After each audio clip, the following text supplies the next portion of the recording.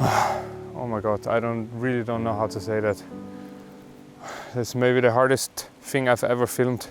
I've really been a bad person and I've done the worst thing that a man could do in life, or at least one of the worst things. And I have to admit it to all of you guys.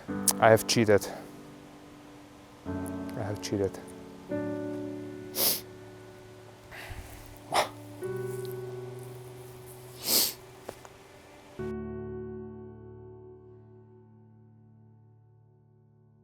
Okay, before you all get really angry at me, I have to tell you, I haven't cheated on a person, but I have cheated on my princess Sissi. Yes, indeed, I have bought a new motorbike.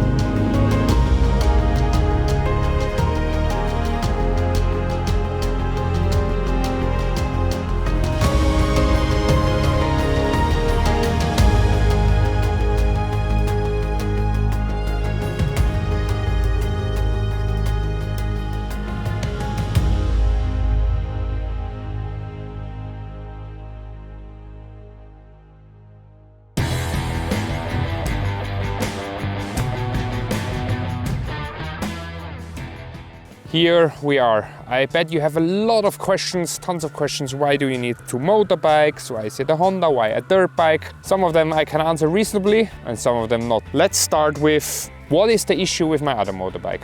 You have seen the video. I've traveled to the West Alps. I've taken my Royal Enfield really through a rough patch of off-roading. I have seen its limitations, mainly 2 points. That's of course horsepower, second weight.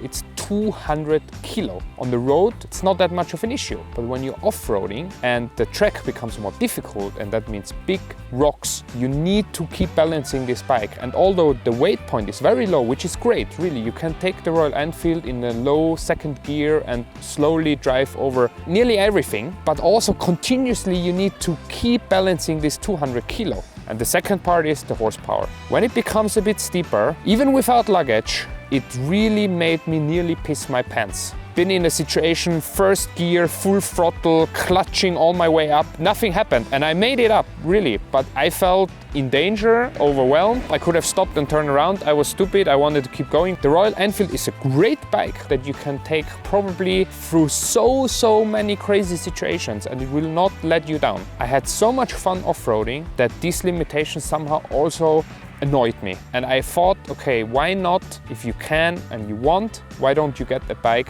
that eliminates these limitations? And this bike is the Honda RX 600R. Why a Honda? Reliability was the biggest factor. Honda engines are super reliable. This motorbike is 30 years old, it has 20,000 kilometers, so it's in a quite good shape. It will still keep going strong. Why a dirt bike? Like I said, off-roading is something I really enjoy. I feel more and more like my motorbike life is searching for where can I ride off-road. So an off-road bike makes sense for me. Does an off-road bike make sense generally in Austria? No, because you can't off-road in Austria. If it comes down to it, I can ride it for a couple of 100 kilometers to a place where I can off-road. It has enough power for the street, absolutely. So you can pack it up a little bit with light bag. You can put it easily on the trailer and go somewhere and just do some off-roading. That's my cause why I get a second motorbike. You can let me know in the comments if you think that is reasonable or that is not reasonable. Please let me know. I felt a bit unreasonable when I bought it, but now I have it. I mean, I feel like It's like my present for my 18th birthday or something. I love it. I did 150 kilometers on it, and what can I say?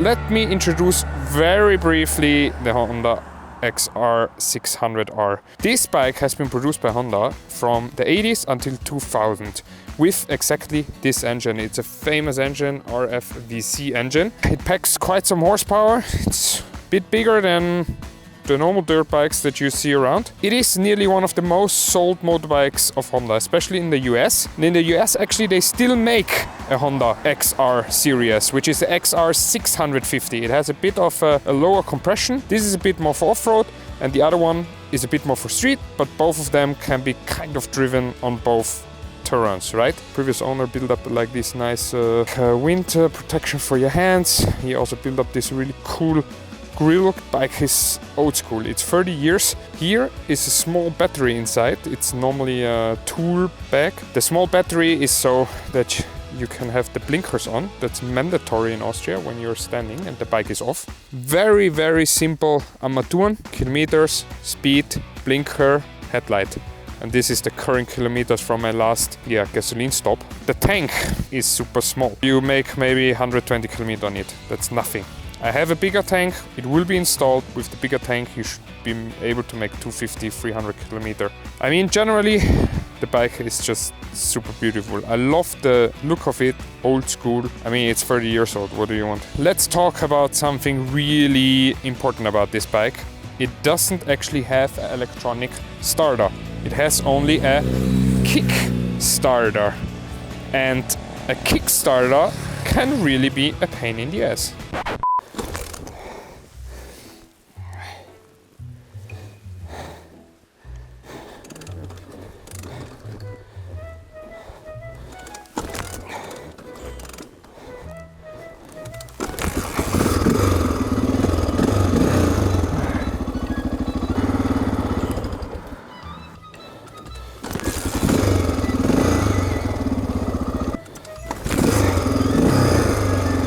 It's luck, pure luck. No, it's not luck actually. It's not luck at all. If you know how to do it, it works every time. When you have managed and you know how to use this Kickstarter, then it can also be very, very reliable because, well, you can have a dead battery, which is great, right? The previous owner has installed the stock sprockets. I think it's 14 and this should be 48. So it's pretty torquey. Yeah, that will be changed. So I can go a bit higher speeds, but have a bit less torque because I think it's just too much torque. Of course, you are wondering what is going to happen to my trusted Royal Enfield. I'm honest with you, I haven't decided yet. I thought, okay, you know what, I'm just going to sell it. I'll just go only with this one. It is very unnecessary for one person to own two bikes. I agree with that. Although kind of also not that unnecessary if the two bikes have different purposes, right? I haven't made up my mind yet. The good thing about it is in Austria, you can register two motorbikes with one license plate and you only pay insurance for one.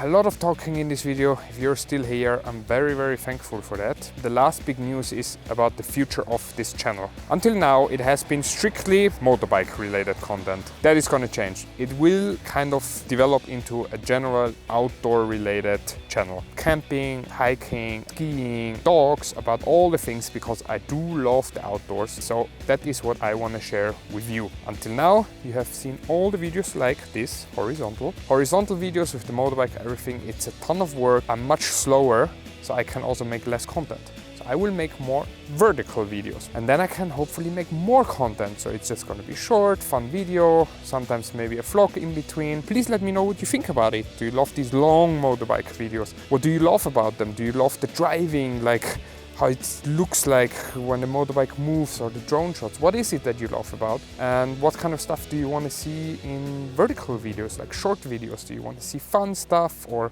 action stuff or just beautiful scenery? Let me know all these things in the comment. Thank you very much for watching this video and thank you very much for listening to all this big news. I'm so happy that you're still here with me and, well, exciting time to come.